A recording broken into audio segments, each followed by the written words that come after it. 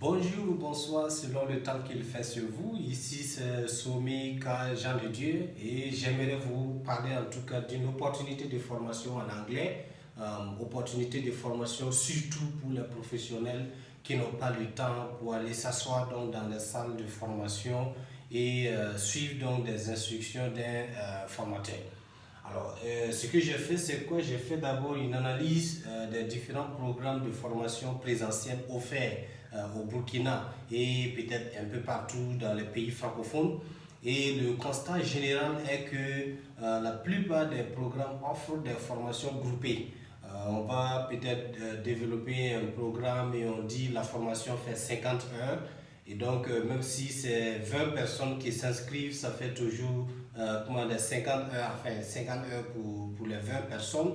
Et le montant prévu pour cette formation-là reste un montant fixe pour tout le monde.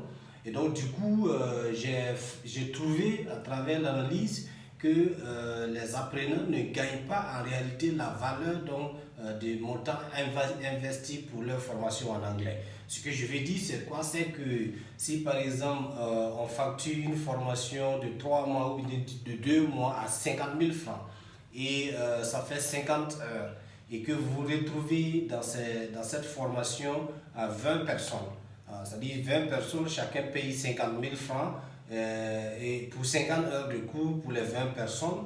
Donc si tu prends ces 50 heures là divisées par les 20 personnes, en réalité chacun n'a pas 5 heures de cours durant les 3 mois ou durant les 50 heures de cours. Parce que si on a un seul professeur qui doit former 20 personnes à raison de 50 heures de formation à 50 000 francs, ça veut dire qu'en réalité, chaque apprenant paye 50 000 francs pour avoir moins de 5 heures. C'est-à-dire, si l'enseignant doit vraiment consacrer un temps aux besoins de l'apprenant, ça fait moins de 5 heures que chaque apprenant va avoir. Et donc, c'est moins de 5 heures en réalité qui sera maintenant facturé à 50 000 francs. Donc, je vois qu'il y a quelque chose qui cloche.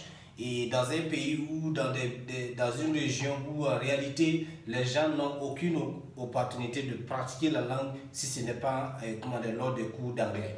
Donc du coup, j'ai imaginé donc sur comment trouver une formule qui peut permettre aux gens de payer vraiment pour les heures de pratique qu'ils ont, voilà, pour la formation en anglais. Ça veut dire si on dit que la formation fait 50 heures, cela doit supposer que l'apprenant aura 50 heures de formation. Ça veut dire que ce ne sera pas des heures partagées entre apprenants, mais les 50 heures là, ce sont vraiment des heures consacrées uniquement à la pratique donc, de l'apprenant. Et c'est ça qui m'a amené donc à penser à une autre formule, à une autre stratégie de formation qui pourrait en tout cas amener les gens à bénéficier au maximum des matériels de formation en anglais. Et le centre que j'ai pu trouver, c'est le Centre d'excellence en langue et services de langue CELCEL, voilà, qui en réalité est un centre qui apporte vraiment une innovation dans la formation en anglais. Une innovation à ce sens que nous mettons beaucoup plus l'accent sur le contenu que sur la forme. Voilà, parce que ce que je veux dire, formation sur la forme, c'est l'instruction sur la grammaire, l'instruction sur le vocabulaire, mais il n'y a pas en réalité d'adaptation de contenu aux besoins professionnels de l'apprenant.